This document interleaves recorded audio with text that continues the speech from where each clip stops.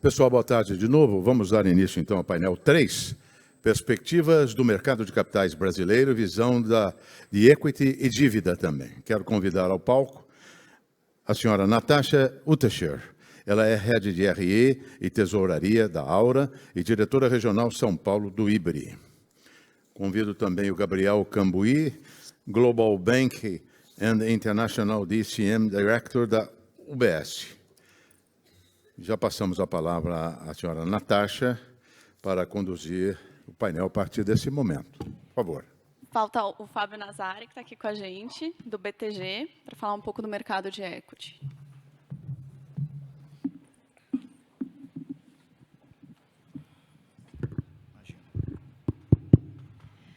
Bom, pessoal, boa tarde a todos. Primeiro, eu gostaria muito de agradecer a participação dos nossos convidados. Uma honra estar aqui no painel com vocês. E, primordialmente, a participação de todos, em nome do IBRI da Abrasca. É muito bom ver casa cheia.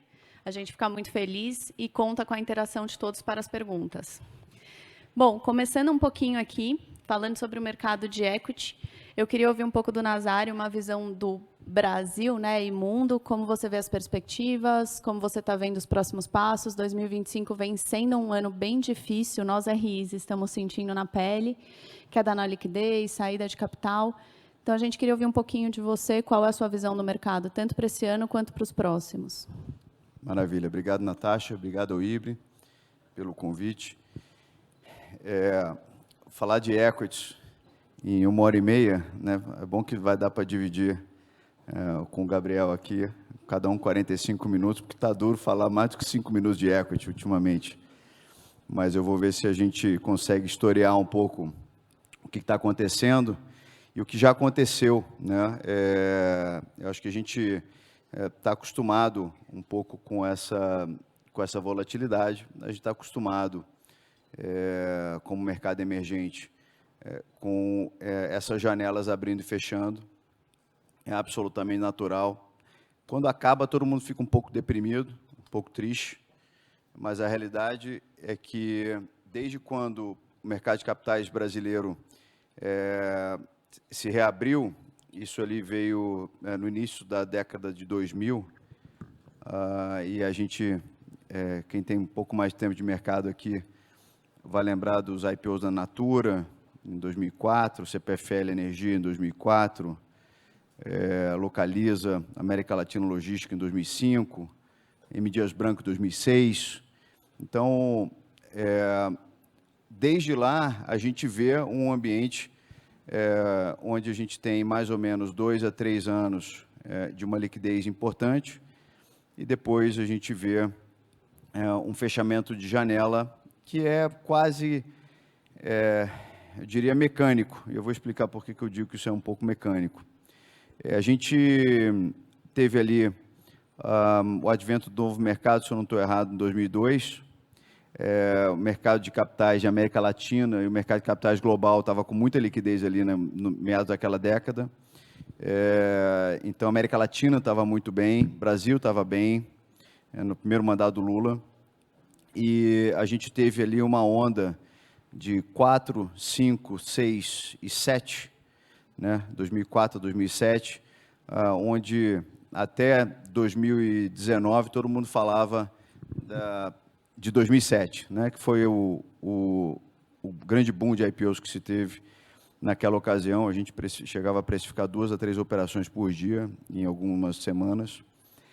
E aí veio a crise da Lehman em 2008, o mercado parou completamente, e 2009, então foi uma parada ocasionada por um ambiente global, né, uma conjuntura global, e a gente voltou a fazer a operação em 2009 já, onde o maior IPO do mundo foi o Banco Santander Brasil.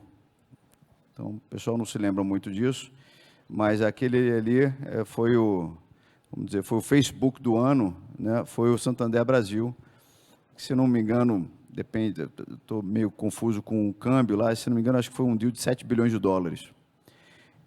Vamos lembrar que a oferta de ações da Sabesp que está sendo lançada hoje são 3 bilhões de dólares, né? Não follow-on, não é um IPO, mas só para a gente ter uma ideia, são 15 bi, aproximadamente. Então, ali a gente teve, 2009, a gente teve um ambiente bastante favorável, então a gente teve 9, 10, 11, 12, sempre com alguns soluços, 13, e a partir ali de 14 a gente teve toda a questão econômica e política de Brasil. Então, 14, 15, até meados de 16 a gente ficou parado, muito pouca atividade. Meados de 2016 a gente teve impeachment. E quando o mercado fechou em 2021, agora, o pessoal ficou meio surpreso, falou, pô, foi tão rápido, né? Foi 19 a 21, não é verdade. O mercado chegou a bater perto de 130 mil pontos, ali no segundo tri de 2021, alguma coisa dessa ordem. E só para vocês terem uma ideia, no impeachment, a Bolsa estava a 37 mil pontos. Então, a gente veio de 37 mil pontos para 130 mil pontos em aproximadamente 5 anos, né? 2016, 17, 18, 19, 20, 21, 6 anos. Então, claro que a gente teve alguns momentos, teve ali o que se chama de Wesley Day, ali em maio de 2017, a gente teve o mercado mais volátil em 2018, no momento pré-eleitoral, onde basicamente o mercado funcionou durante 6 meses, até por volta de maio, e até novembro, né, até outubro, novembro ficou parado, mas logo depois da eleição de 2018, eu lembro que a primeira operação que foi feita em 2019 foi o follow-on de Localiza, se não me engano, de 3 bilhões de reais. Então, e aí chegamos aqui em 2021, onde a gente teve essa parada, mas eu acho que vale a pena a gente contextualizar. Só historiando, paramos em 2008, paramos em 14 a 16, tivemos soluços em 17, soluços em 18, e agora paramos em 21 e estamos parados até agora, né? E parado mais para abertura de capital, para IPOs, essencialmente. Follow-ons, o mercado ficou relativamente líquido nos últimos anos, este ano mais fraco, a despeito dessa operação que está na rua hoje. E aí eu acho que vale a pena a gente falar um pouco, porque as paradas que o mercado de capitais brasileiro teve nos últimos 20 anos, uma essencialmente foi em função de um movimento global, que foi a crise da Lehman, e o resto tudo foi aspecto muito mais localizado, relativo à América Latina ou Brasil, especificamente. Quando a gente teve o movimento a partir de 2019, onde hoje a gente fala, né, até 2018 a gente falava, pô, se fosse em 2007 que a gente fazia deal toda semana e tudo, agora a gente fala, se fosse 2020 que a gente fazia deal toda semana, então tiveram aí 13 anos de diferença entre uma janela super forte e a outra, e de fato eu não acho que a gente vai ter aí uma janela parecida daqui para frente, eu acho que vão demorar mais 10 a 15 anos aí para que a gente possa ter um outro movimento, uma outra conjunção de astros, com uma liquidez absurda, né? Então a gente veio no 5, 6 e 7, a gente tinha uma liquidez para mercados emergentes, no 19, 20, 21, ou se a gente for um pouco mais amplo, do 16 ao 21, a gente teve uma liquidez global, né? Desde a crise da Lehman, onde os mercados ficaram inundados aí com recursos, e isso possibilitou o mercado se desenvolver naqueles anos. Mas, quando a gente viu o que aconteceu em 2021, essencialmente, o que aconteceu foi um freio de arrumação. E esse freio de arrumação ele veio com o que é sabido para todos aqui, uma puxada de juros em todos os momentos, em todas as localidades, né? Mais ou menos no mesmo momento, onde o Brasil começou antes e depois os Estados Unidos veio, onde o último IPO na Bolsa Brasileira foi a Oncoclínicas, foi em agosto de 21, e o último IPO de uma empresa brasileira foi no Nubank, que não foi na B3, né, foi fora, em dezembro de 21, um pouco ao fechar das portas.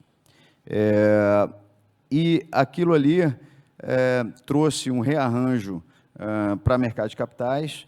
Quando a gente olha o ambiente de taxa de juros que veio de 0 para 5% nos Estados Unidos, o juros dos Estados Unidos é a moeda do mundo, né? Então, ele é o pé direito de valuation para qualquer ativo de risco. Então, a gente viu isso ter um impacto muito importante, não somente aqui, mas especialmente nos Estados Unidos, que estavam fazendo, naquela época ali, em 2020, com aquela exuberância pós-pandemia, ou até durante a pandemia, em função das empresas de tecnologia, a gente viu ali ao redor de 40 a 50 IPOs por mês nos Estados Unidos, né? Então, entre 400 e 500 IPOs por ano que se tinha nos Estados Unidos. Eu me confundo um pouco porque foi tanta operação de follow-ons e IPOs e tudo, mas eu acho que a gente estava girando ao redor de 30 a 40 IPOs por ano, alguma coisa em torno de 60 a 70 operações, até mais um pouco, quase que 50-50 os dois. Quando a gente vê agora, o mercado americano, ele dá alguns sinais, né? Tem muito pitch de banco dizendo que o mercado americano voltou. Eu discordo um pouco, né? Porque agora a gente está vendo um número mais ou menos ao redor de 50 IPOs por ano nos Estados Unidos, o que é 1/10 do que estava sendo feito. Então, é nada esse negócio. Que seja 60, 70, 80, é nada em relação aos Estados Unidos. Então, é natural que a gente não veja nada acontecendo aqui também. Quando a gente vê o que está acontecendo em mercado hoje, basicamente, desde 2021, a gente teve um outflow muito importante de investidores locais, né? A gente passou por uma exuberância em função da taxa de juros de um dígito aqui. Teve uma série de fundos locais que decuplicaram o seu AUM, né? Tinha fundo que tinha R$1 bilhão um ano, 2 anos depois tinha 10 bi. E um passivo muito frágil, né? Um passivo que não era um passivo trabalhado com investidores estrangeiros, não era um passivo com lock-up, eram passivos de distribuidoras, né, de plataformas, e assim como o dinheiro vem, ele vai embora, e foi o que aconteceu com a puxada de juros, né? A gente acabou vendo um desmonte da indústria local de asset management, infelizmente, especialmente dos independentes. Isso teve um impacto importante em várias companhias de vocês, a despeito da estrutura de capital das companhias não estar ruim. A gente sentiu uma perda muito grande na força do equity, né, no papel, no security que é negociado, mas não necessariamente na estrutura de capital das companhias. E o que aconteceu foi essa derrocada de mercado. Em conjunto com isso, né, com juros lá fora subindo de uma forma relevante, especialmente por 2 anos, a gente viu o gringo saindo também. Então, foi a tempestade perfeita. E hoje, o que a gente percebe? A gente vê as companhias, como eu coloquei, acho que quem estava um pouco mais estressado já tomou as atitudes para poder desalavancar, quem precisava levantar capital levantou, ou fez operações estruturadas, ou realongou os seus vencimentos. Acho que o Gabriel vai falar um pouco aqui da parte do mercado de dívida, que está muito líquido, os bancos estão líquidos, o mercado está líquido, né? O mercado internacional voltou para a renda fixa. Então, acho que as empresas todas elas se organizaram e a gente está vendo aí um estoque de dívida machucando menos no balanço, né? Porque teve muita gente que se alavancou a um dígito de Selic, e a Selic foi para mid-teens, mais um spread mais forte, em função até dos eventos de crédito que teve, né, no início do ano passado. Então, quando a gente viu, as companhias que estavam um pouquinho mais estressadas em termos de balanço, esticadas de balanço, não diria estressadas, mas com balanço um pouco mais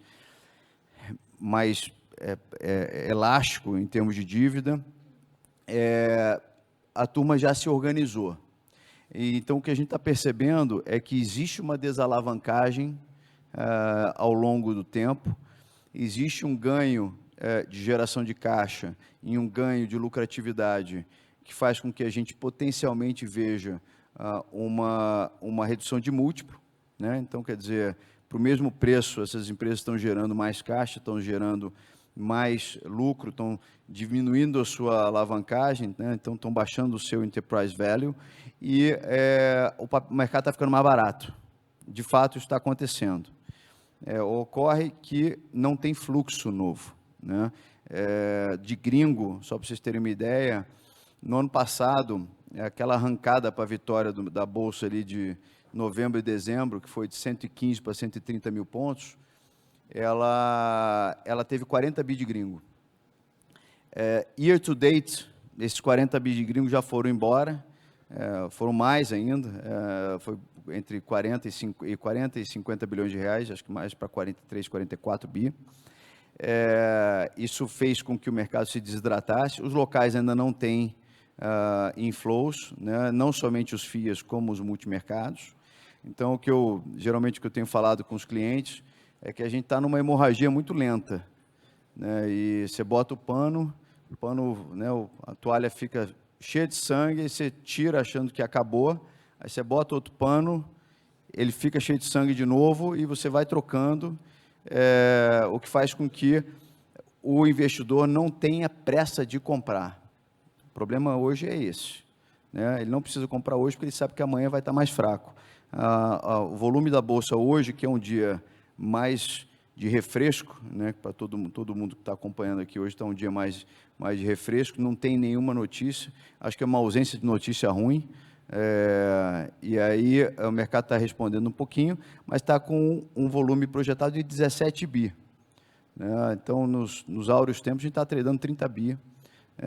Nos últimos 2 anos, estamos tradando entre 23 e 25. Hoje, o dia de hoje, está projetando 17 bi, com a vantagem de ter um investidor gringo comprando uma cesta de papéis hoje, que está nos dando um pouco mais de alívio.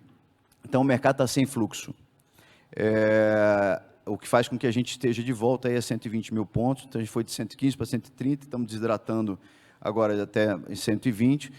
Mas eu, como qualquer vendedor, né, eu não sou tão pessimista assim quanto tudo isso que eu coloquei para vocês. Eu acho que a gente já chegou no valor do aço, né? A gente já chegou na superfície aqui, não tem mais nada, né? Estamos no osso mesmo. E o mercado está barato, as empresas estão bem, estão melhorando.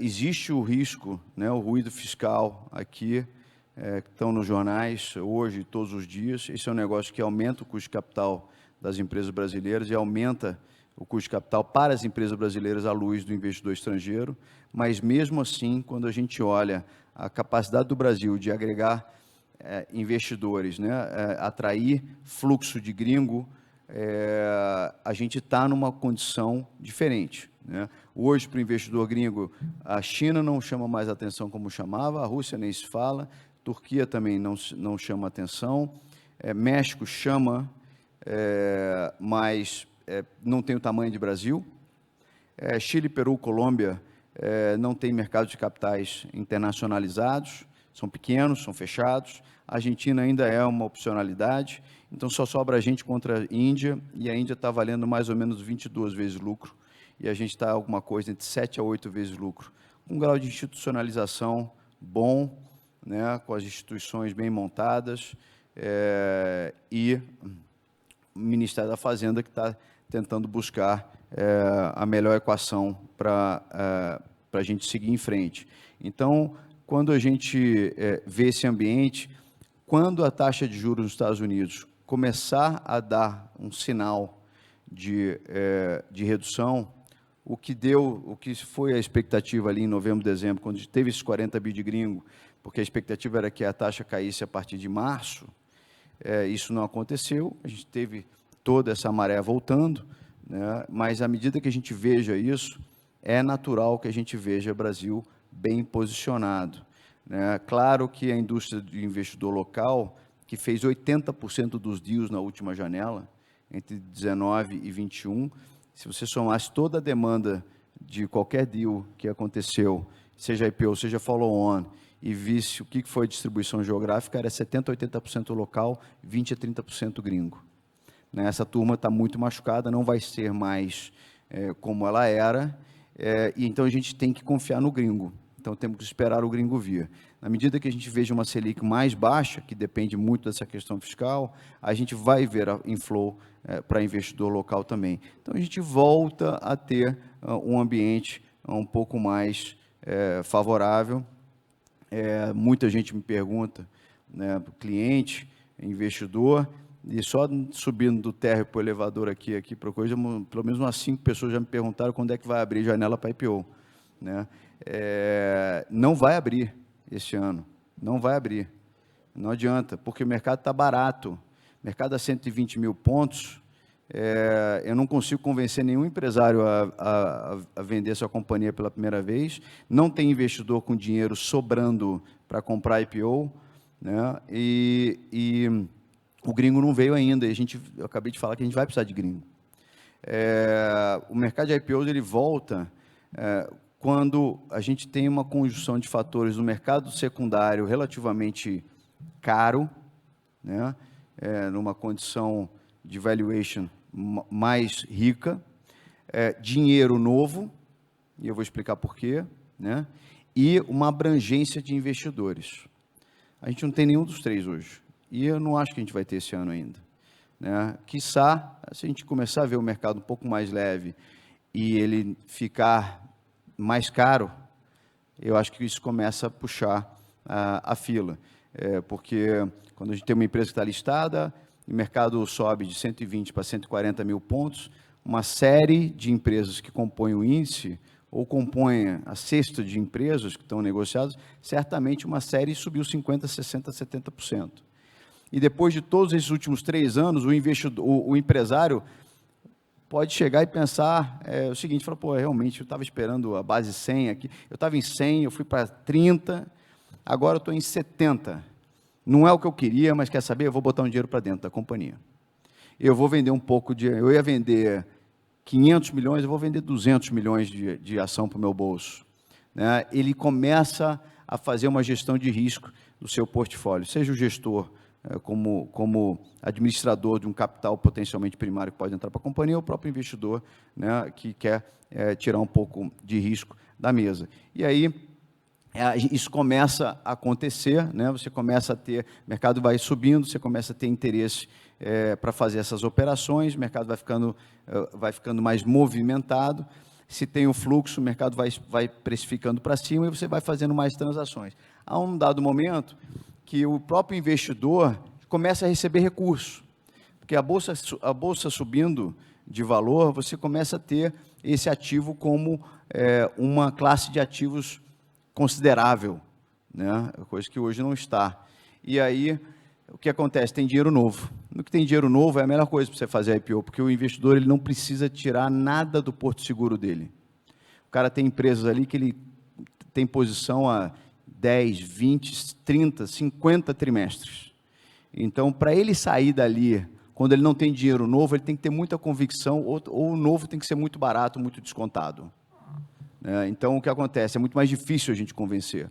Agora, quando ele tem um dinheiro novo entrando, e ele não precisa mexer no que é o porto seguro dele, vamos lembrar que um IPO também é um negócio que é não, a não ser que seja um IPO muito grande, é não indexado, né? É um ativo de maior risco, é um ativo que você tem que, eu brinco, que é uma piscina nova, né? Então, você joga lá as ações, aí depois você fica fazendo a estabilização, joga o cloro, né? Vê se o pH está alto ou baixo, a estabilização, depois você fica mexendo, você bota as crianças na piscina, mistura, né? Por quê? Porque aí você quer novos investidores, você quer a turma usando a piscina, e aí depois aí vem a temperatura da água, né? Depois que ela está ali arrumadinha, quentinha e tudo, é quando a companhia já está listada.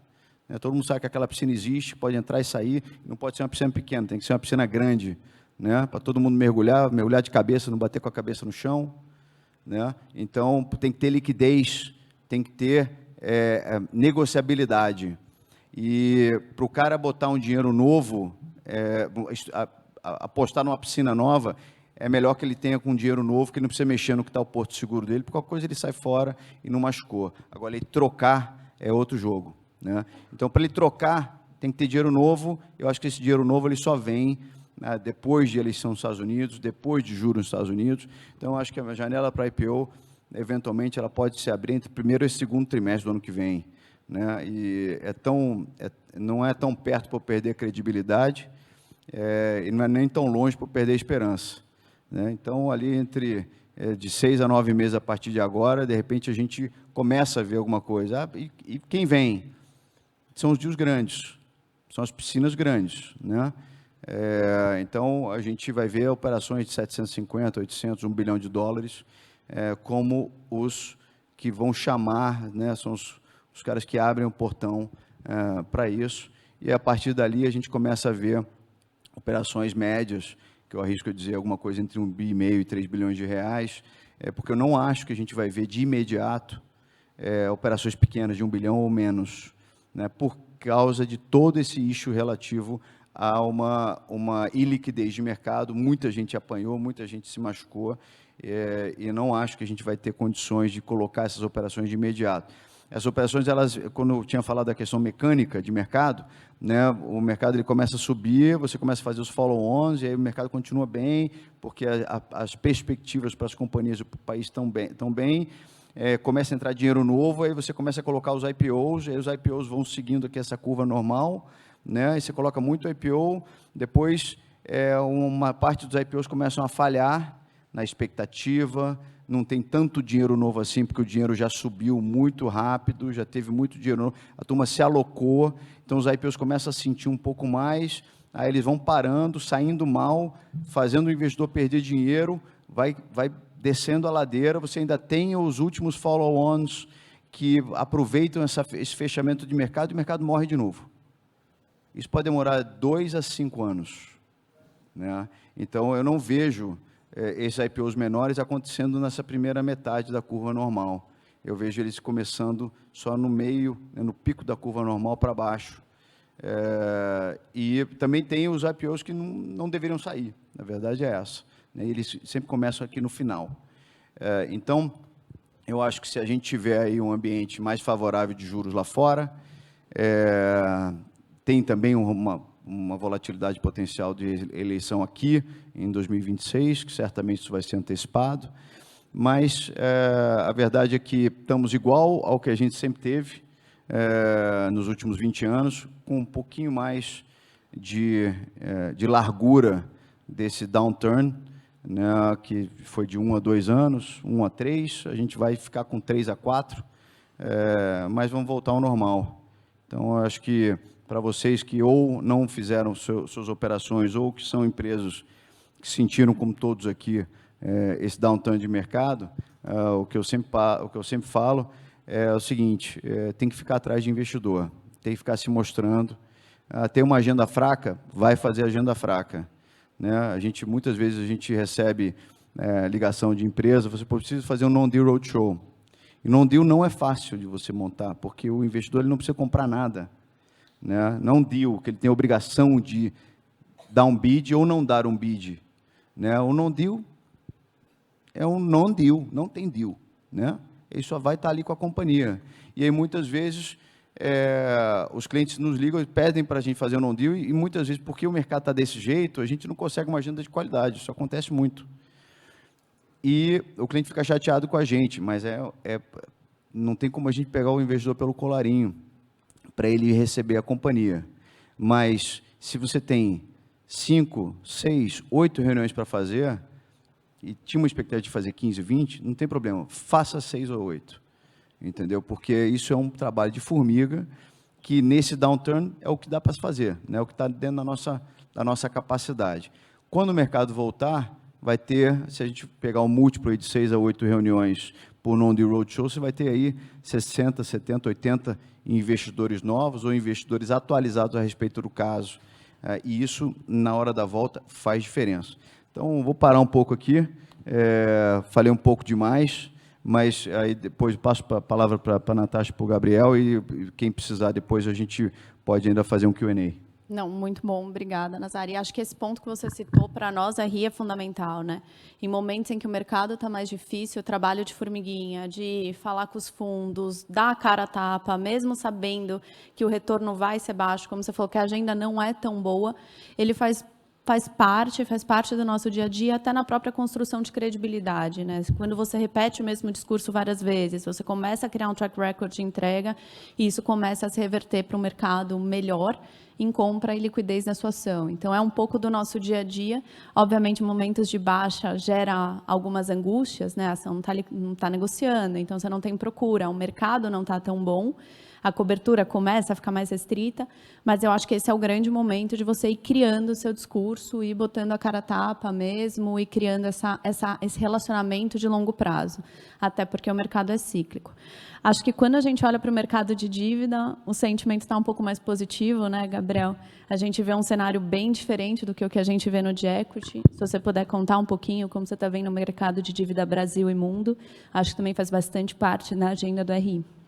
Tá, joia. Obrigado, Natasha. Obrigado, meu colega aqui de painel. Acho que o caminho de todas as empresas sempre é buscar a sua melhor forma de financiamento, e o empresário e as empresas sempre encontram um jeito, né? Eu acho que nesse momento em que não existe a janela de equity tão aberta, tão óbvia quanto era há alguns anos atrás, naturalmente, o caminho óbvio de todas as empresas é buscar o seu financiamento via dívida, né? E quando a gente vê o mercado internacional, a gente escuta a fala que o investidor gringo não necessariamente está trazendo dinheiro para investir na Bolsa Brasileira, mas esse investidor gringo está extremamente líquido, né? Quando a gente sai de um ambiente de taxa de juros, ali pré-Covid, onde a gente tinha basicamente no mundo inteiro taxa de juros negativa, taxa de juros zero, para você ter uma rentabilidade de 0,01% num título alemão, você tinha que correr o risco do Tesouro Alemão por 10 anos, qualquer tranche inferior a 10 anos você tinha rentabilidade negativa. Esse mundo inteiro mudou, né? Acho que a gente ficou quase uma década nesse caminho de juros zero, juros negativo, e quando começamos o cenário de recuperação das taxas de juros internacional, ela se deu de uma maneira muito rápida, né?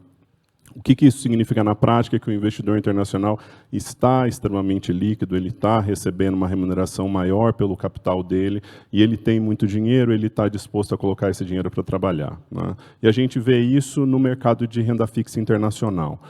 Esse ano nós tivemos, pela primeira vez em 2 anos, novos entrantes no mercado de bonds. Então, a gente teve a 3R Petróleo fazendo a sua primeira colocação de $500 milhões. A gente viu a Ambipar fazendo a sua primeira colocação de $750 milhões. Nós vimos empresas como FS Bios, que já tinha feito uma emissão no passado, mas com uma estrutura toda de garantias, fazendo uma dívida 100% clean, e todas essas dívidas extremamente bem recebidas pelo mercado, múltiplas vezes oversubscription, conseguindo apertar a taxa e tradando muito bem no mercado secundário, né?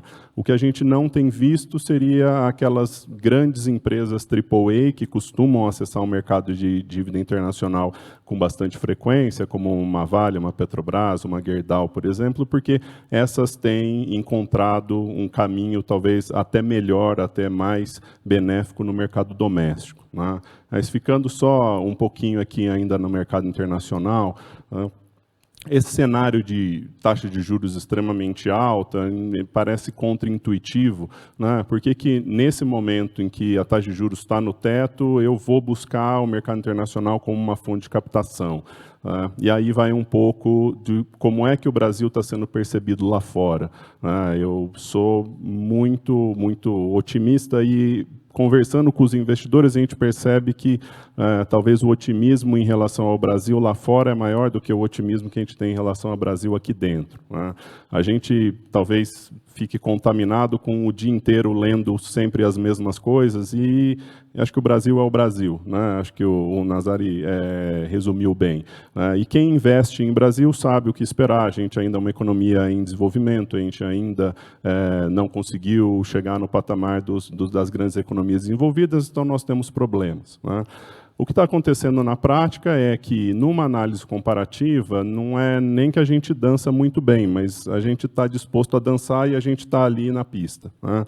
O que está acontecendo é, como o Nazari falou, China está num cenário de incerteza muito grande, Rússia é 100% impossível de investir, discussões de Argentina, tem muita discussão do que ia acontecer com a Argentina, muita esperança de que o novo governo realmente vai ser mais pró-mercado e todas as reformas vão passar, e isso realmente vai atrair o capital gringo, isso já aconteceu lá atrás no último governo e não necessariamente foi um voo de longuíssimo prazo, foi um voo até bem curto. Então, acaba sobrando Brasil e México. Né? México, depois dessa última eleição presidencial, acabou sofrendo bastante. Né? O novo governo chegou, deu meio que as caras a que veio, o mercado não gostou e a gente vê hoje muita gente querendo sair dos seus investimentos em México e aí acaba Brasil sendo esse player natural que a gente vai receber esse inflow. Né? E aí, o que isso acontece na prática para as empresas? O spread sobre o benchmark está na mínima histórica. A gente vê Brasil, por exemplo, fazendo uma emissão do título soberano, pagando ali num papel de 7 anos, 210, 200 basis points em cima do que é a taxa básica de juros americana. O Brasil só chegava nesse patamar de 200 baixo lá nos idos de 2014, quando a gente tinha o tão famoso grau de investimento que a gente perdeu.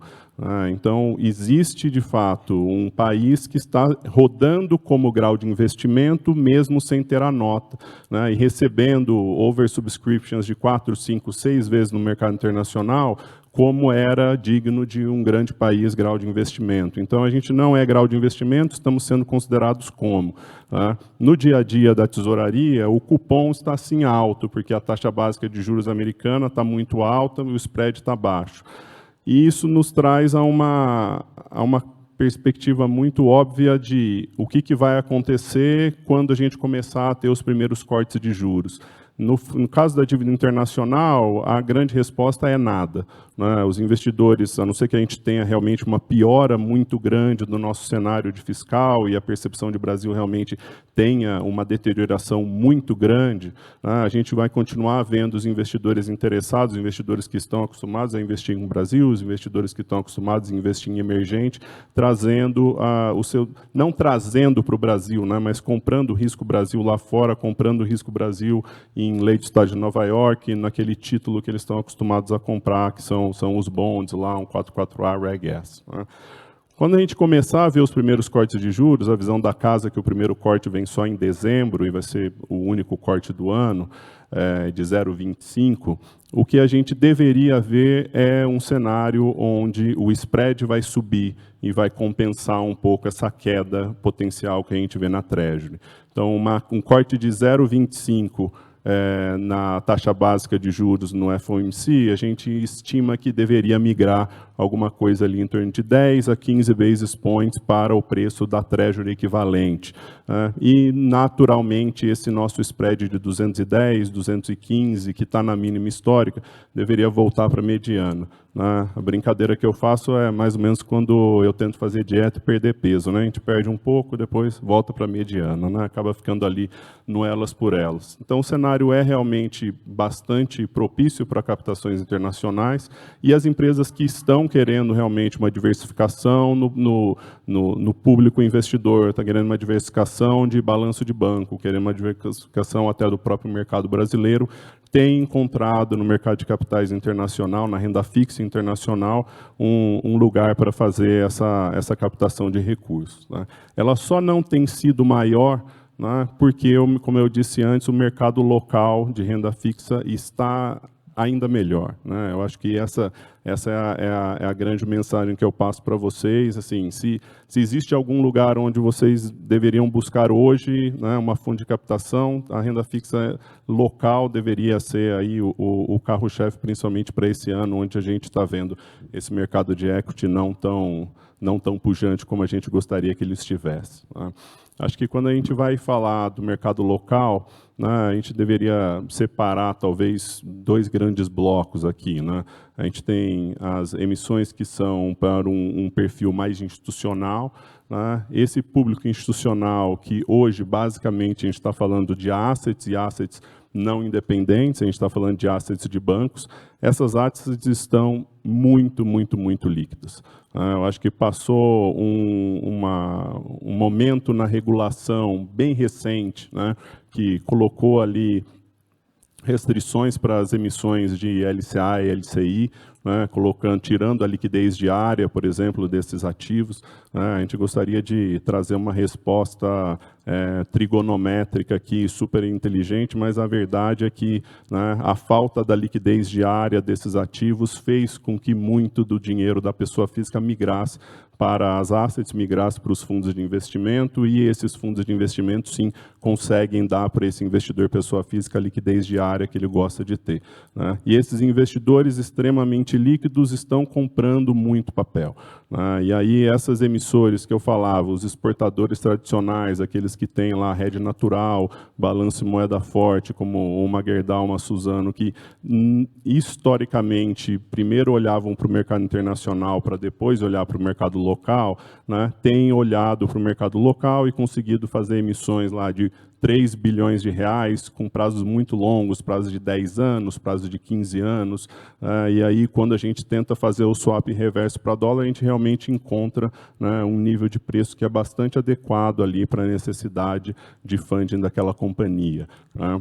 Quando a gente pensa naquele mercado que é mais voltado para o investidor varejo, né, quando a gente pensa naquelas emissões que são distribuídas, a gente também está vendo esse investidor muito líquido, né? Acho que o dinheiro da Bolsa saiu e está migrando para a pessoa física, no caso, está migrando para os seus investimentos em renda fixa, né? E por que isso? Porque, muito embora a renda fixa seja conservadora e o investidor brasileiro ele é talvez ainda mais conservador do que a média, né, a gente tem encontrado nomes de excelente qualidade pagando IPCA mais 6%, IPCA mais 8%, né, o que todo mundo fica tranquilo, talvez aquela lembrança lá da dica do pai, né? Pô, se você encontrar um nome AAA pagando IPCA mais 6%, né, acho que o seu dinheiro está bem remunerado, você, né, vai bater o seu autorial, você vai bater a sua meta ali na sua pessoa física, no seu family office, e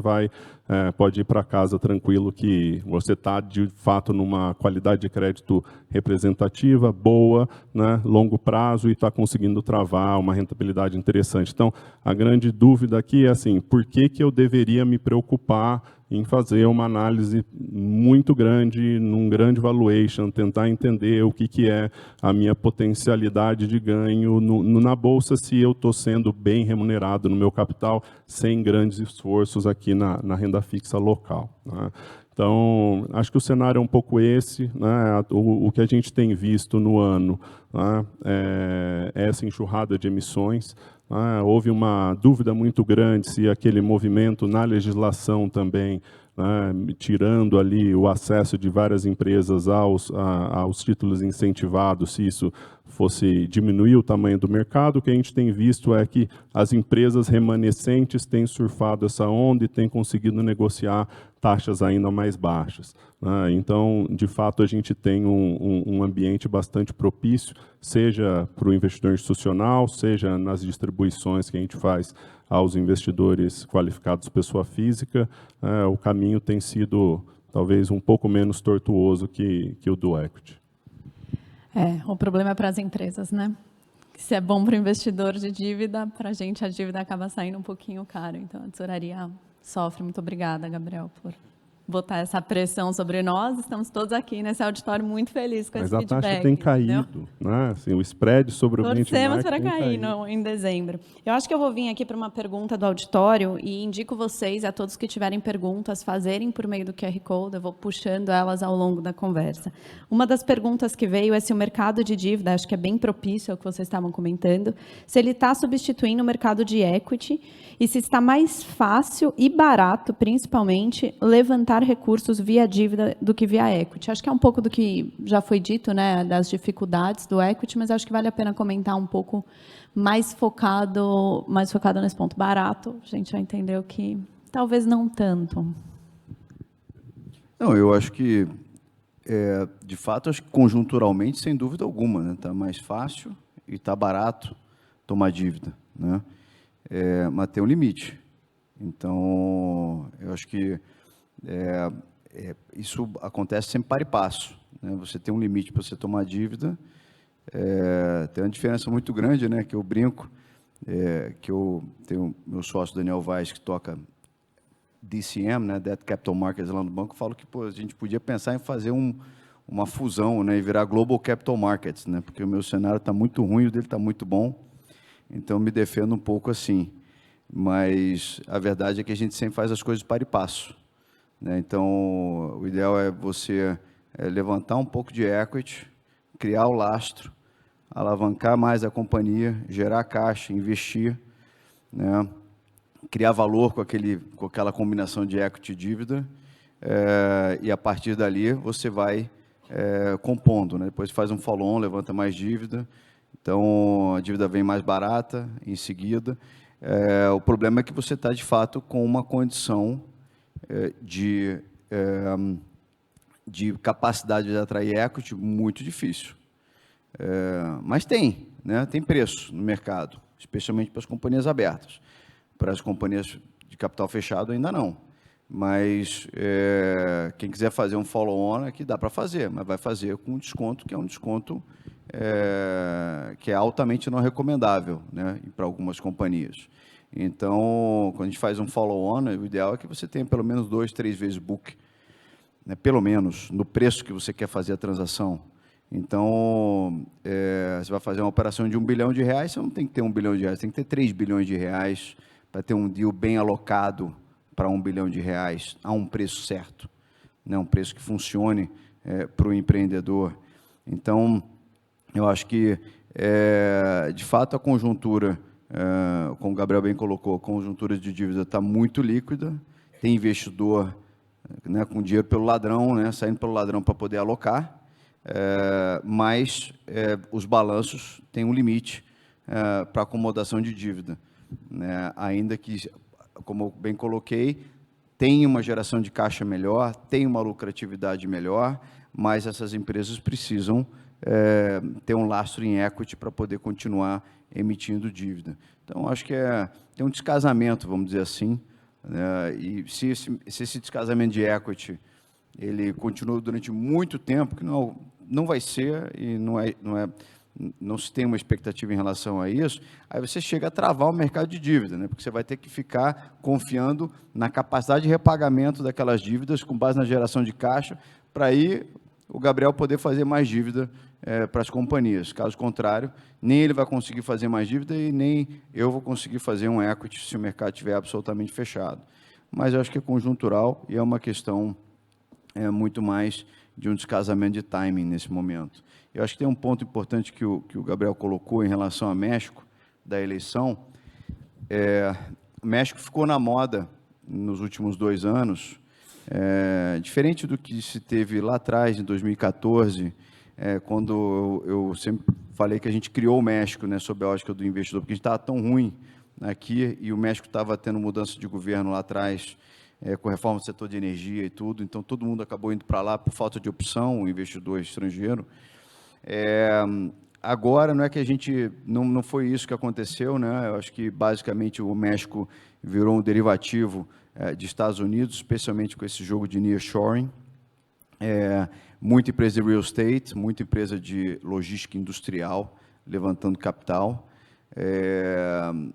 por causa desse ambiente, nessa desglobalização do mundo, né, todo mundo colocando centros de produção mais próximos do mercado consumidor para evitar os riscos que se teve durante o Covid, cross-border, né, transatlântico, então todo mundo querendo fazer as coisas muito perto, então o México se beneficiou disso, mas trouxe muito capital especulativo, muito hot money, né, muito hedge fund, comprando o México, achando que estava comprando um país estável, né, e depois da eleição, acho que teve muita gente que apanhou, porque descobriu que México também é América Latina, né, e não é só a gente que sofre, acho que essa turma também sofreu, e eu trago um outro ponto, que é o seguinte: todo gringo que olhou o mercado de equities no Brasil nos últimos 5 anos, ele era necessariamente um gringo de curto prazo.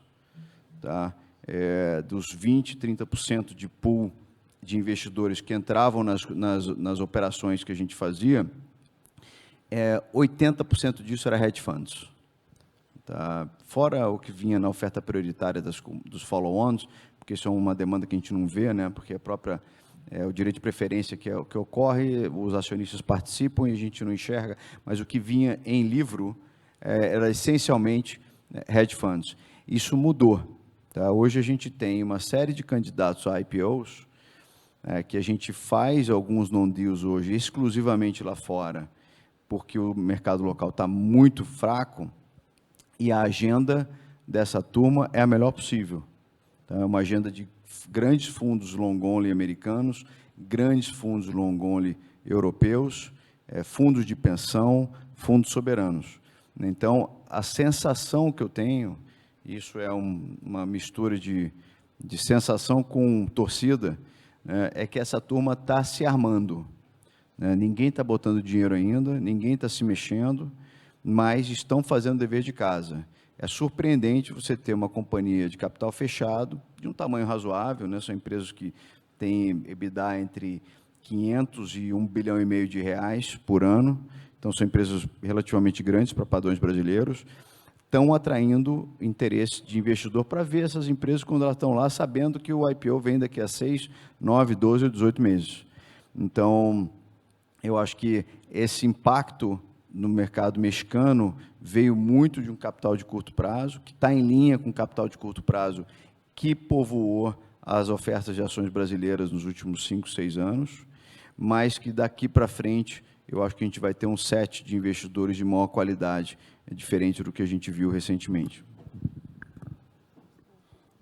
Só complementando aqui, acho que a pergunta é boa, mas precisa a resposta talvez uma explicação um pouco maior, né?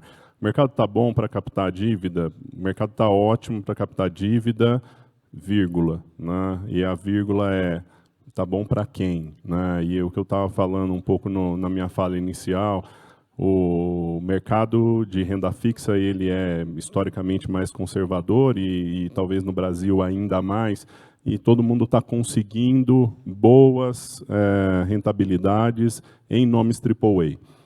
Então, se eu recebo a minha rentabilidade, que historicamente sempre pagou, bateu o meu autorial, bateu a minha meta ali colocada para o meu family office, né, comprando Suzano, Gerdau e ativos de excelente qualidade, né, então, quando a gente pensa num nome que não é AAA, então, para que eu convença esse capital realmente a se mexer, então, obviamente, a gente vai ter que pensar em prazos mais curtos, vamos ter que pensar em pacote de garantias, vamos ter que pensar em taxas mais altas, porque realmente, quando todo mundo está indo por um caminho, o investidor ele se sente ali no direito de escolher e, obviamente, ele vai escolher esses ativos de maior qualidade, né? Então, uma vez satisfeita essa condição de para quem, acho que sim, o mercado está extremamente líquido e aberto, talvez para essas empresas de qualidade de crédito menor, talvez seja bem mais difícil, né?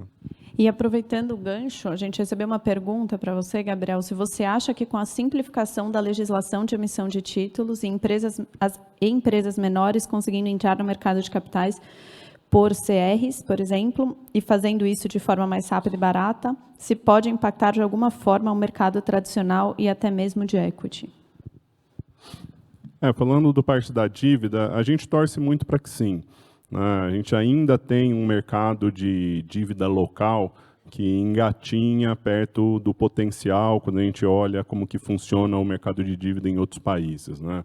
A gente vê realmente esse mercado ainda muito restrito a esses grandes nomes, né? A gente ainda vê as assets locais muito concentradas, e o dinheiro das assets ainda muito concentrado em assets de banco, e a gente vê um mercado secundário que praticamente não existe.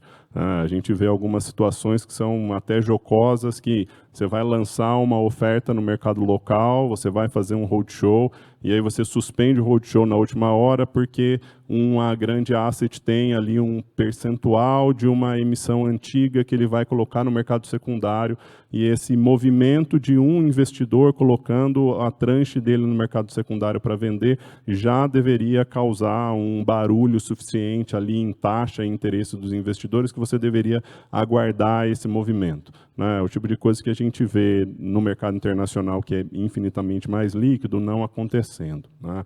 Então, a gente torce para que sim, a gente espera que essa nova regulação torne esse mercado muito mais ativo do que é. A gente ainda se vê muito viciado, não só na asset do banco, mas também na garantia firme que é dada pelos bancos, né? Então, é aquele mercado que, mesmo o nome AAA, ainda gostaria de ver, né, o banco colocando ali o seu balanço na frente para que ele tenha ali tranquilidade na taxa e tranquilidade para fazer a sua emissão, até porque o prazo de estruturação da dívida é muito longa, né? Então, tudo que vem na regulação para encurtar o prazo de emissão, né, para melhorar o caminho no mercado secundário, eu acho que é bem-vindo e é o que a gente torce, né? Sim, obrigada. Agora, voltando um pouco para o cenário, uma potencial abertura em IPOs e assim por diante, a gente recebeu uma pergunta assim: com o ritmo de crescimento das empresas nos Estados Unidos maior que as empresas brasileiras, diferente do que vimos entre 2008 e 2011, a ausência de empresas de tecnologia, ruídos na política e no Banco Central e falta de reformas estruturais no Brasil, além da ausência de dinheiro novo, vocês acham que a Bolsa está barata mesmo ou podemos estar em um value trap? Os múltiplos podem estar justificados, dados os riscos? Qual a visão de vocês? Não, eu não acho, não. Eu acho que acho que tem algum viés essa pergunta pelo seguinte, né? Não é porque a Bolsa Americana teve esse movimento todo das empresas de tecnologia que a gente fica numa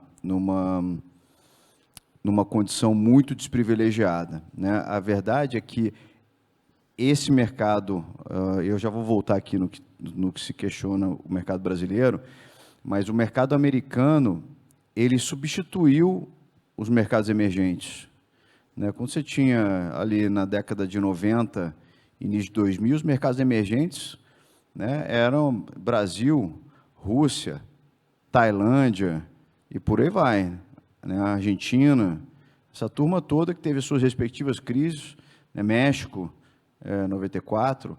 Então, ali era mercado emergente. As NVIDIA da vida, né? e Google, Netflix, etc., essa turma virou o mercado emergente. Esse dinheiro que deveria vir para a gente foi para eles, né? Então, a gente teve um movimento tectônico importante em termos de capital de risco que aconteceu. Isso é indefinido? Acho que não, né? E nem infinito. Quando a gente traz para cá, eu acho que as empresas estão tendo uma capacidade de crescimento ao redor de 20% ao ano. Empresas de tecnologia, aqui, obviamente, a gente tem um núcleo bem menor, mas eu acho que isso não vamos dizer, o que orienta o mercado, né? O mercado tem ainda uma série de dificuldades, né? Os índices têm um grau de peso da velha economia que é bastante importante, mas eu não vejo, e eu acho que essa questão fiscal, ruído político, Isso aí é Brasil, é América Latina e é mercado emergente, né? Isso aí a gente vai viver sempre, a gente convive com isso há bastante tempo e o mercado deu oportunidades, né, dessa natureza. Eu não gosto muito de colocar o ambiente de Brasil de uma forma da cesta da B3, né, a cesta da Bolsa, porque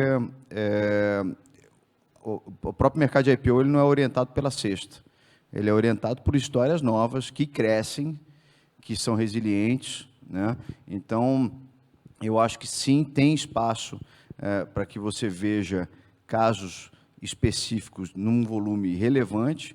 O que a gente precisa é ter uma tranquilidade do lado político, que se a gente não tem tranquilidade do lado político, de fato, esse negócio aqui não vai funcionar nunca mais. E não acho que é o caso, né? A gente está num ambiente mais azedo agora, acho que o Gabriel levantou um ponto, a gente fica muito nesse ambiente aqui de capa de jornal local, mas eu conversei com investidores há um ano atrás, eu lembro bem, investidores europeus, que eu perguntei qual que era o apetite deles para o Brasil, a despeito das questões fiscais, a despeito, né, porque essa questão fiscal ela era muito relevante antes do arcabouço.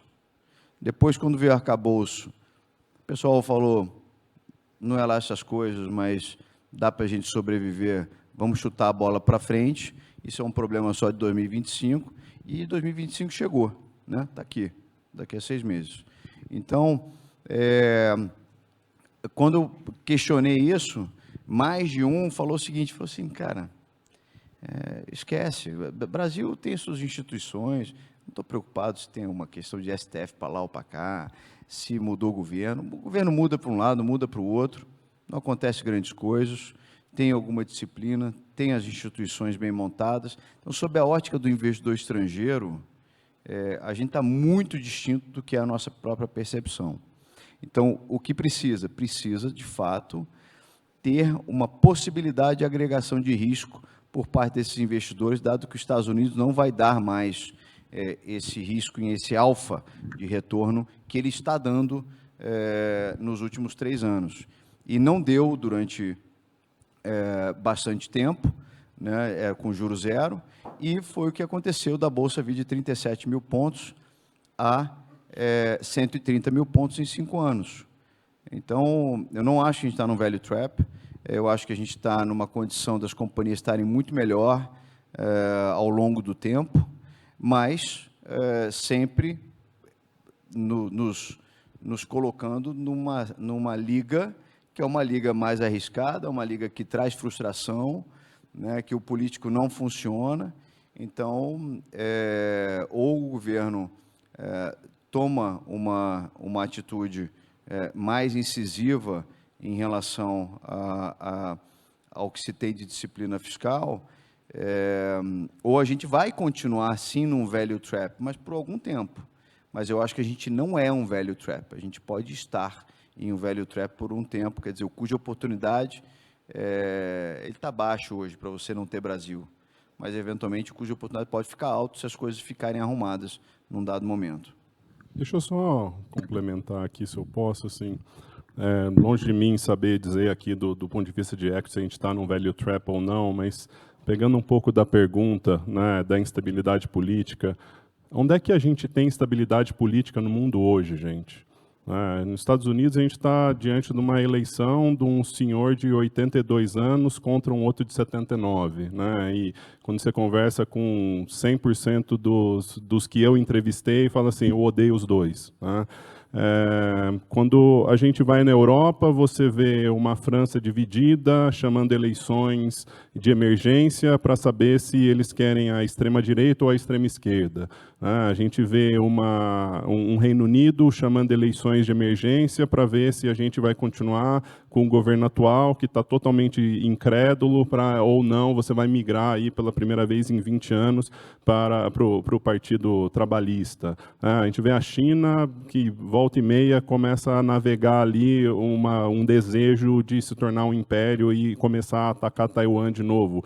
Rússia nem se fala, a gente vê o mundo árabe em guerra. Então, assim, existe instabilidade política no mundo inteiro, né? A gente não está num mundo onde o Brasil tem a sua instabilidade e, by the way, na minha percepção, comparado a tudo isso, a gente está muito bem, né? A gente tem ali uma discussão aqui, outra ali, a gente tem um gasto exacerbado acolá, mas não necessariamente a gente está numa situação tão aguda, né, de instabilidade política como a gente tem nesses outros lugares do mundo, né? Então, acho que a visão, principalmente do gringo que está passando por esses problemas locais, olhando para o Brasil, né, é o que eu falei, não é que a gente dança bem, mas a gente está ali, a gente engana um pouco.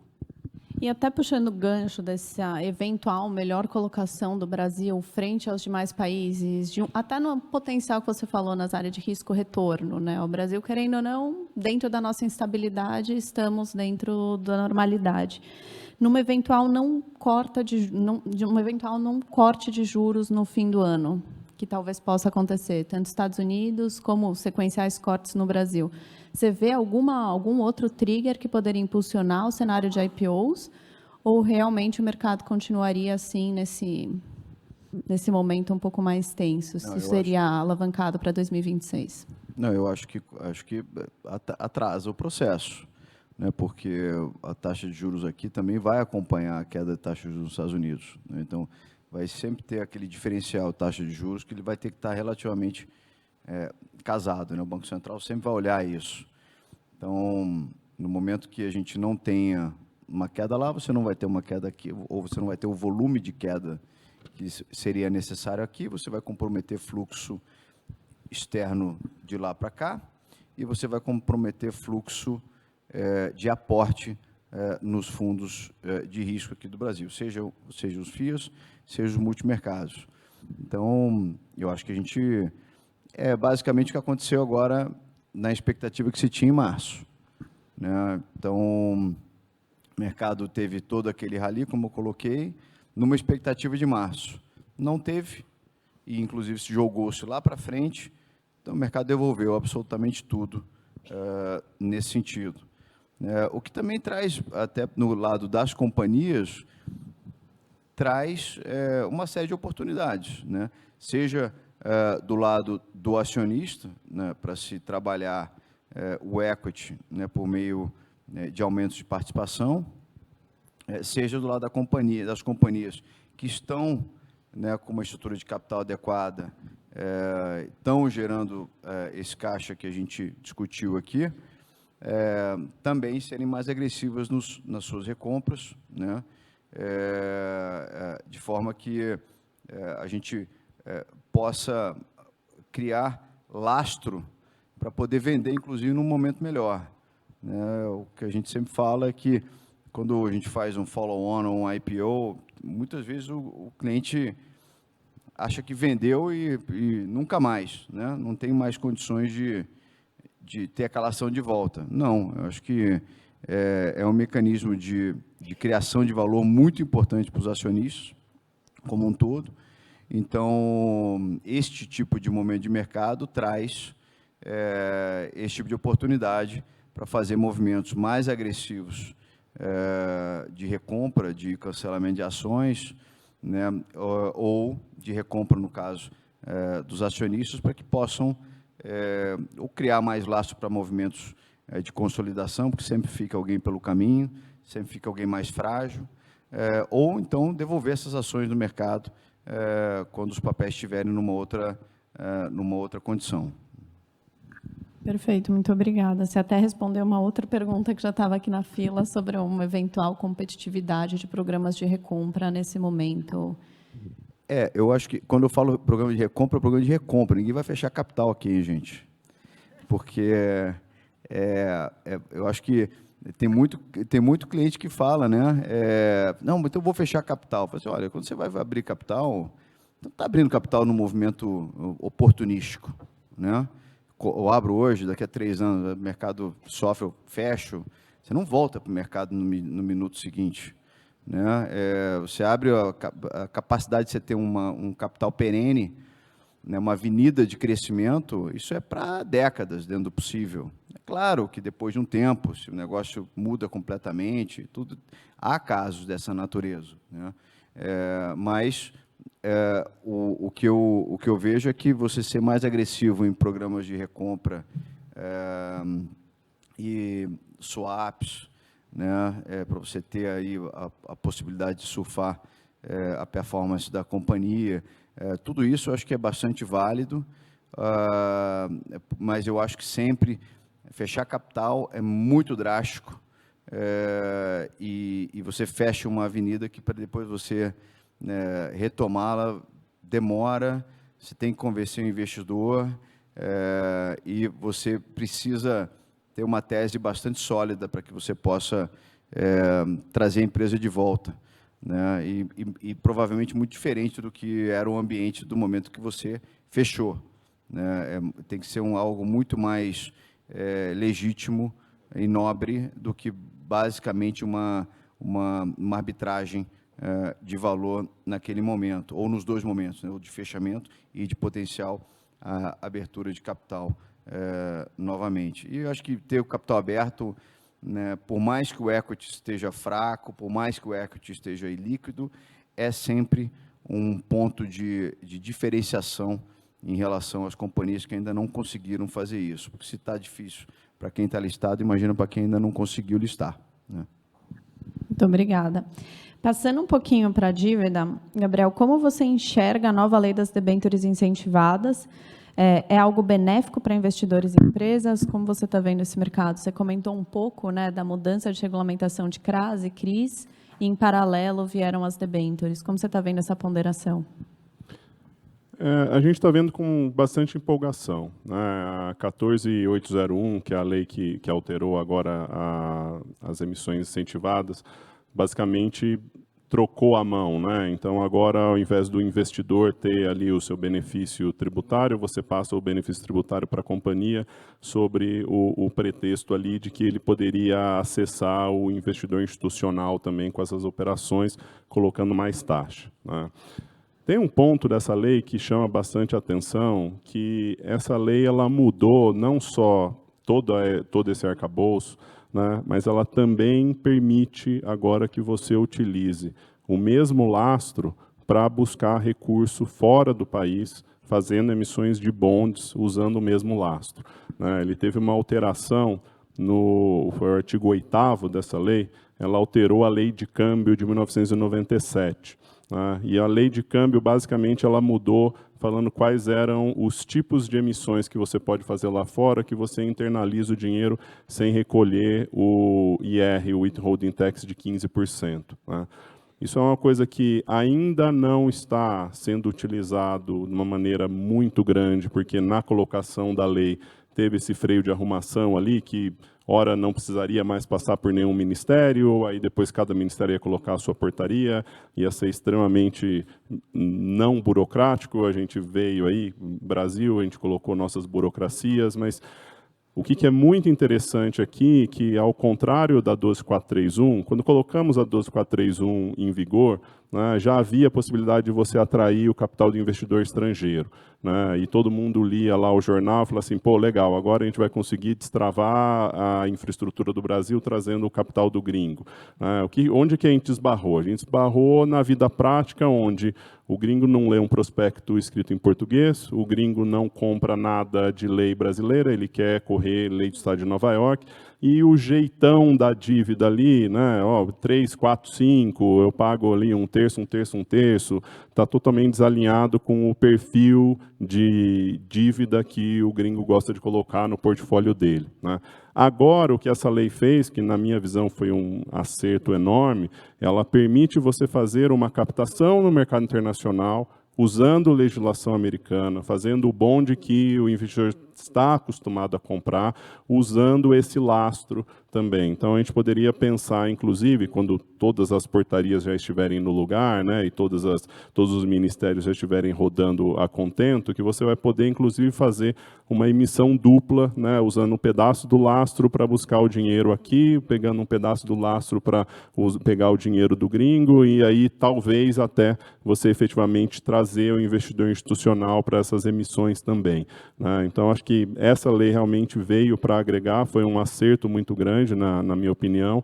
Acho que o não acerto seria essa lentidão nossa de, talvez o espírito da lei era muito bom, de ser totalmente não burocrático, desburocratizar tudo, né? E, infelizmente, a gente acabou burocratizando um pouco, mas, na minha visão, foi um grande acerto. Muito bom. Pessoal, a gente está entrando aqui nos últimos 17 minutos, então, por favor, se alguém tiver pergunta e quiser mandar, a gente está à disposição. Eu tenho uma pergunta que vai para os dois lados, acho que de uma forma bastante diferente, mas que rodeia muito a vida do RI, que é o tema de ESG. O ESG ele vem sendo cada vez mais exigido dos RIs, a gente vem tendo uma necessidade de ter um disclaimer cada vez maior, isso tanto para o mercado de equity, né? A BlackRock lá atrás puxou esse discurso, ela voltou um pouco atrás, mas esse discurso vem sendo implementado na regulamentação. Para a parte de dívida, você também tem bastante títulos green, seja fora, seja no Brasil. Eu queria entender um pouco de vocês, se dentro desse cenário de juros altos, na parte de equity, um mercado muito mais difícil, os fundos sofrendo muito resgate, como esse discurso se mantém de pé, e isso continua sendo um diferencial para as empresas. E na parte de dívida, já emendando a pergunta, daí vocês trocam entre si, se existe, de fato, uma maior competitividade na empresa na hora de emitir um título, por ele ser green, ESG, seja ele social ou ambiental, ou não, e como isso impacta, de fato, a precificação. Tá bom, obrigado. É um assunto bem legal. A resposta clara, né, e direta se você busca o selo ESG apenas porque você quer pagar menos no seu título, né, você não vai muito longe. Eu acho que o objetivo do ESG ele vai muito além do que realmente você conseguir ali 5, 10, 15 basis points de economia, né, por ano na sua captação. E eu acho que, da mesma maneira como tudo que é moda, né, agora a gente está falando de inteligência artificial e parece que tudo tem inteligência artificial, né, o ESG passou por esse momento, eu acho que era ali 2020, 2021, onde tudo era ESG, e o ESG ia resolver todos os problemas do mundo, então todas as empresas eram o mais ESG possível, e obviamente que acho que esse discurso foi um pouco para mais. E agora acho que o pêndulo já voltou mais ali, de novo, a brincadeira lá já voltou para a mediana. Então, acho que as empresas que realmente acreditam na tese, que realmente têm projetos sustentáveis, têm ali o DNA, no core ali do seu DNA, as práticas de ESG, essas realmente já conseguem se beneficiar.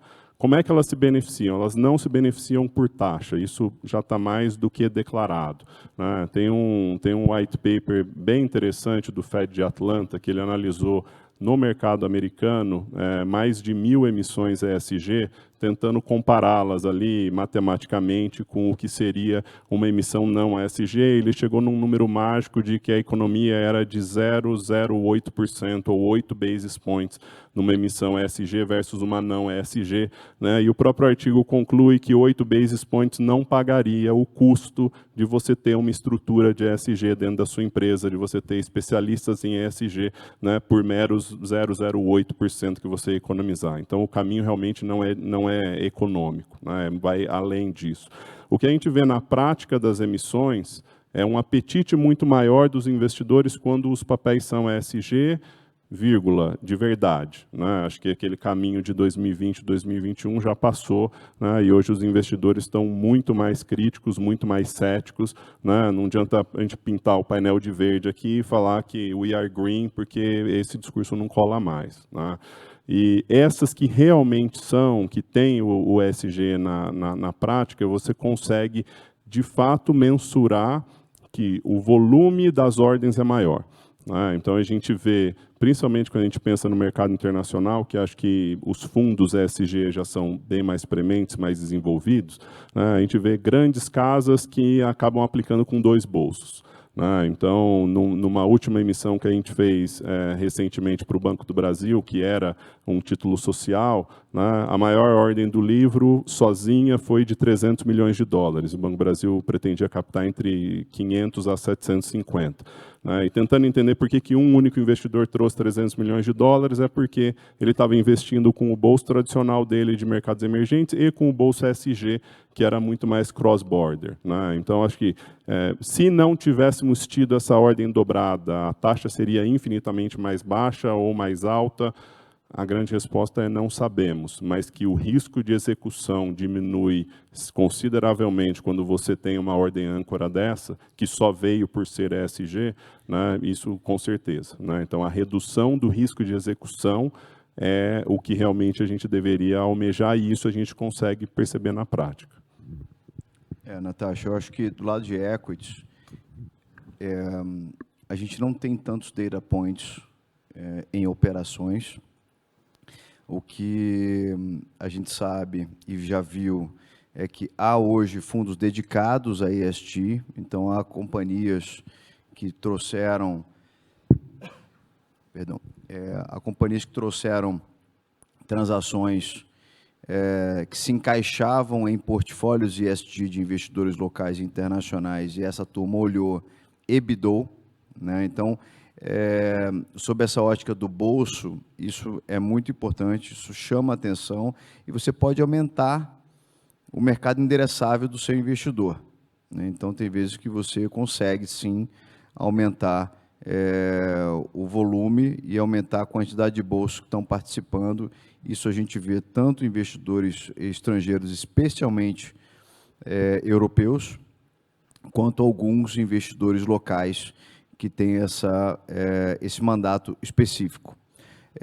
Sob a ótica das companhias, né, no seu dia a dia, você ter padrões de estado da arte, no que diz respeito ao ESG, é sempre importante, mas não é determinante, né? Eu acho que o investidor de equity, ele sempre quer ver um bom projeto, ele quer ver o retorno, quer ver para que aquele investimento vai ser feito, e se ele puder ser feito dentro dos critérios onde a companhia ganha pontos em ESG, certamente isso vai fazer diferença, né? Então, o investimento por si só não emociona muitas vezes, mas se você tiver uma combinação de atributos onde você tem as políticas, você aplica as políticas e, em conjunto com isso, você tem investimentos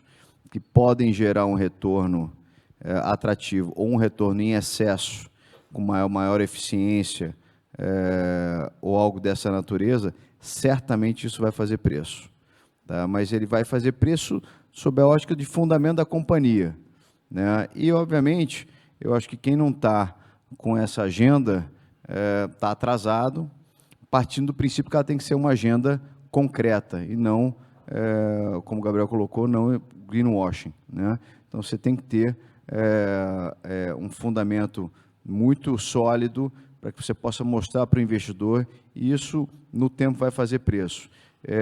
Eu acho que em poucas operações que nós vimos nos últimos 3, 4 anos, onde tinha algum componente, isso foi chamado a atenção, foi percebido pelo investidor, mas eu acho que isso ainda está para se provar do lado de equity, até por causa da falta de liquidez que o mercado teve nos últimos anos. Isso impacta, até a gente recebeu mais uma pergunta aqui, né? Se isso faz o investidor de equity pagar mais ou não. Eu acho que essa é a grande questão, né? Que aumenta a liquidez e abre o portfólio de acesso, tanto na parte de crédito quanto de equity, eu acho que isso é um fato. Agora, se isso gera um valor em termos de valuation, eu acho que é a grande zona nebulosa, né? Se o que tiver associado a ESG gerar um valor em excesso, né, uma forma diferente de fazer, uma forma mais eficiente de fazer, e ao invés do cara ter uma taxa interna de retorno de 15% ao ano, ele passa a ter 20% ao ano, vai fazer preço. Sendo ESG ou não, mas se for ESG, tanto melhor. Então, não dá para a gente provar isso, essa tese aqui, né? Não dá para a gente ser categórico, mas se tiver este tipo de movimento nessa frente e gerar um retorno, isso vai fazer preço. Mas uma coisa, isso é um efeito Tostines, né? É porque é ESG ou porque tem um retorno alto, né? Depende. Eu estava ouvindo você falar, eu lembrei de um fato bem interessante. Eu estava falando uma vez com um portfólio manager de uma casa grande e aí pedi para falar com um especialista de ESG do fundo e a pergunta era assim, por que você investe em ESG? Né? E a resposta dele foi, para mim, talvez a mais emblemática quando a gente pensa nisso. Ele falou assim, porque a empresa que tem práticas ESG de verdade, eu consigo, como investidor, reduzir o meu risco não mensurável. Né? Falei, não, legal, me explica. Então, ele falou assim, é muito fácil eu, como analista, aqui projetar qual que é o fluxo de caixa da companhia. É muito fácil fazer a estimativa ali do que é o dividend yield para os próximos 5 anos. Só que é extremamente difícil eu descobrir se tem uma fraude contábil dentro da companhia, né, e o DOJ vai começar a auditá-los amanhã e a companhia vai deixar de ter o tamanho que tem. É muito difícil eu descobrir se a gente vai ter um grande desastre natural nas práticas da companhia e ela vai perder a licença de operação. Então, a empresa que, de fato, preza pelos critérios de ambiental, social e de governança, eu deveria confiar que essa empresa tem um risco menor de ter esse tipo de efeito. Então, esse risco que não é quantificável, que não cabe dentro do Excel, mas que, se existir, vai ter um impacto na economia real e vai ter um impacto no valuation da companhia, isso sim é o que me faz fazer o investimento. E acho que para muitos setores, complementando, isso é fundamental. Por exemplo, eu trabalho em mineração. Se nós não formos ESG e não nos provarmos ESG, ninguém investe no negócio. Então, é meio deal break, seja na parte... Inerente à atividade, né? É inerente. Ou você investe ou você investe. Ou você não vai ter acesso nem a crédito, nem a equity. Então, eu acho que tem uma grande ponderação daquilo também que já se torna um pilar exigido por todos. Ignorar o tema já não é mais aceitável, até mesmo pela forma que a regulamentação está vindo. A gente veio com uma última pergunta, que eu acho que ela é uma pergunta não tão simples de responder, mas que a gente pode tentar dar alguma pincelada, de quais seriam os primeiros passos recomendados para uma empresa de pequeno e médio porte que deseja se preparar para um IPO. Quais os aspectos fundamentais devem ser considerados desde o início do processo para aumentar as chances de sucesso? Acho que, se eu puder iniciar, eu acho que é começar o que a gente comentou, Nazário, de você começar a falar com o mercado, dar a cara a tapa, o mercado não está aberto, mas você começar a estruturar, mostrar o seu case, em paralelo ao que você se estrutura internamente, como, por exemplo, ter um balanço auditado, ter os números organizados, ter um time de RI já sendo preparado para se comunicar e criar esse storytelling o quanto antes, eu diria que é um primeiro passo bem importante. Eu concordo. Eu acho que... Primeiro, a gente tem que considerar que a abertura de capital é um meio, não um fim, né? Então, é o meio da companhia se perpetuar, o meio da companhia continuar crescendo, é o meio da companhia disciplinar a estrutura acionária atual.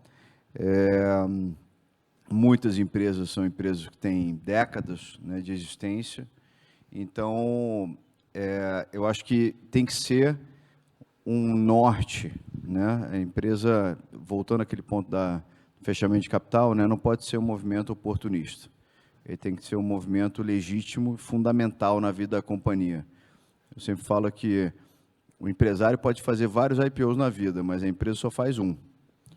Então, aquilo ali é muito sério e você não faz isso em 3 meses.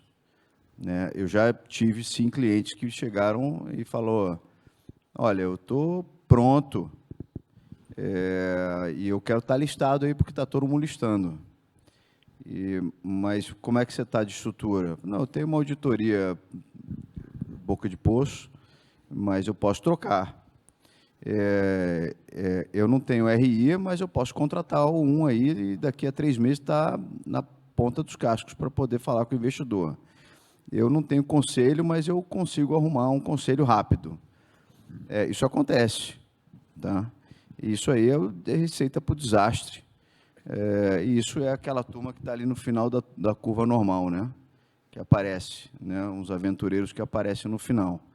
Então, você ter um set de auditorias de uma grande empresa por alguns anos é importante. Você atender todas as cartas de procedimento que essas auditorias pedem é importante. Você ter a governança bem montada, você viver como uma companhia aberta, ainda fechada, é importante. Comitês também. Tudo isso agrega custo, a gente sabe disso, né?